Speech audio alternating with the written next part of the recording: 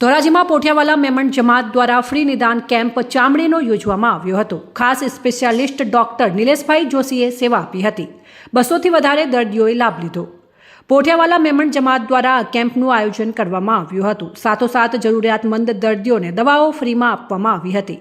મેમણ જમાત દ્વારા છઠ્ઠો કેમ્પ યોજવામાં આવ્યો હતો, જેમાં પોઠિયાવાલા મેમણ જમાતના પ્રમુખ ઇમ્તિયાજભાઈ, સેક્રેટરી બાસિતભાઈ પાનવાલા, આયોજક અરફરોઝભાઈ લકડકુટ્ટા આ નિદાન કેમ્પને સફળ બનાવવામાં આવ્યો હતો અને ઇમ્તિયાજભાઈ પોઠિયાવાલા ખાસ યાદીમાં જણાવ્યું હતું કે પાઠિયાવાલા જમાત હંમેશ ગરીબ દર્દીઓ માટે સક્ષમ છે।